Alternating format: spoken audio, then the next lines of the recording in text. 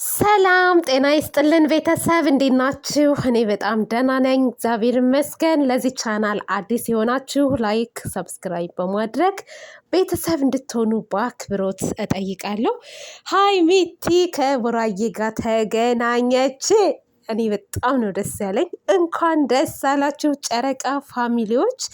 ወይኔ ስታስቀኑ ግን እውነት ይህ ፍቅር ስትሆኑ እኮ ነው እናንተ የምታምሩት።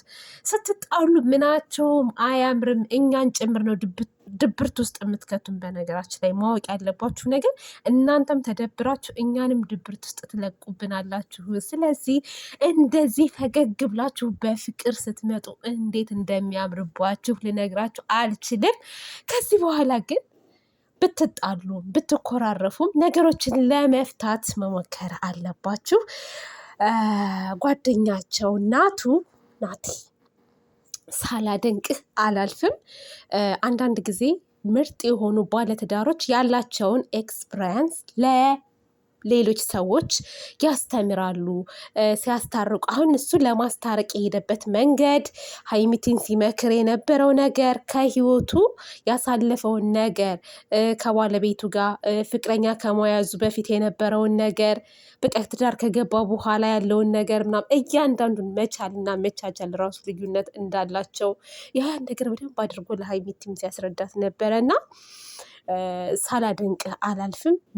ምርጥ ጓደኛ ነክ። በቃ እንዳንተ አይነቱ ነው። በቃ የተጣላን ሰው በደንብ አድርጎ ማስታረቅ፣ ያልገባቸውን ነገር እንዲገባቸው ማድረግ፣ ያለውን ነገር አለ አይደለ? በቃ እንዴት የሄደበት መንገድ በጣም ደስ የሚል ነገር። እንደነ ሀሰን ግልብ በቃ እሳት መሆን ሳይሆን እንደዚህ ረጋ ያለ አስታራቂ ሲመጣ እንዴት ደስ ይላል መሰላችሁ ቤተሰብ? ደስ አይለም? እኔ በበኩሌ ራስ ተመችቶኛል። ናቱ ምክሩ ምናምን በጣም ነው የተመቸኝ የእውነት። እና ሀይሚቲም እንግዲህ የእነሱን ምክር ሰምታ ከምትወደው ከምታፈቅረው ከቡቡዬ ጋር ተገናኝታለች። ቡቡዬ ማመን አልቻለም። በቃ ታረቅን ማለት ነው፣ ከዚህ በኋላ አትሄጂም ማለት ነው ሲል ነበረ። እንዴ አትሄድም ቡቡዬ፣ በደንብ አድርገህ ተንከባከባት፣ የትም አትሄድም፣ ያንተው ናት ሀይሚቲ፣ ያንተው ብቻ፣ አንተም የሀይሚቲ ብቻ። ምንድነው ይሄ ሸንተረር ምኑ ቢደረማመስ መቼም አትለያዩም እናንተ። በነገራችን ላይ ሰው አይደለም የሰው ልጅ የሚያጣምረው ፈጣሪ ነው አጣማሪውም ምንም የሚለው እንጂ ሰዎች ተለያዩ ሄዱ በቃ ምናምን ሲባል እግዚአብሔር ማለት ነው እሱ ያላለው ነገር የሚሆን ነገር የለም። ተጣሉ ሲባል ይታረቃሉ። ሁሉ ነገር በፈጣሪ ነው። በነገራችን ላይ በእምነታችሁ ጽኑ ሆኑ፣ እምነታችሁን ተማመኑ፣ ሰዎችን ሳይሆን ማለት ነው። እና ሀይሚቲ ያው ፍቅሩም አንገበገባት። አንደኛ ጓደኞቹ ሲመክሯት ነበር እነ ናቱ ኤፍሬም። ከዛ በዘለለ ደግሞ ባለፈው ቪዲዮ ሳይክ በጣም አሳዘንከኝ፣ ውስጤን በላኸው ቡቡዬ፣ አልቻልኩም ማለችው ማለት ነው። ሁለታችሁም አልቻላችሁም እንዴ? የዛን ቀን እኮ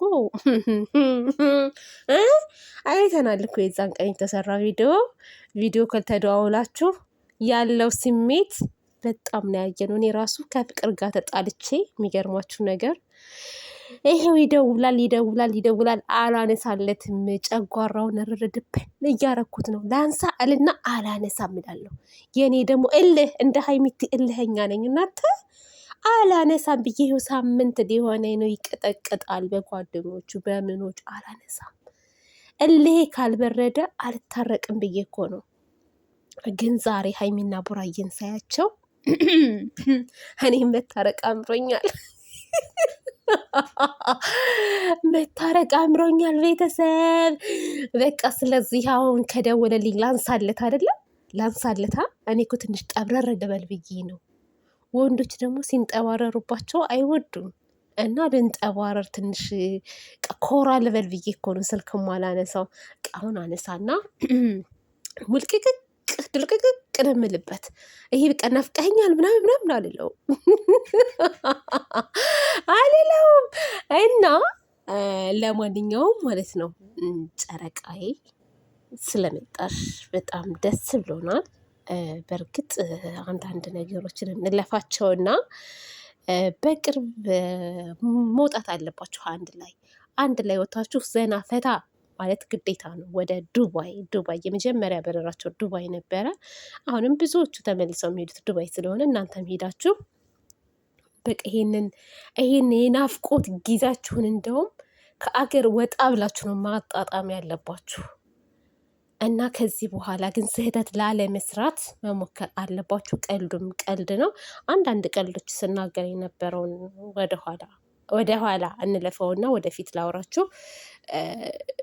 በፍቅር ላይ የእውነት ነው የምላችሁ ሁለታችሁም እልህኛ መሆን የለባችሁም።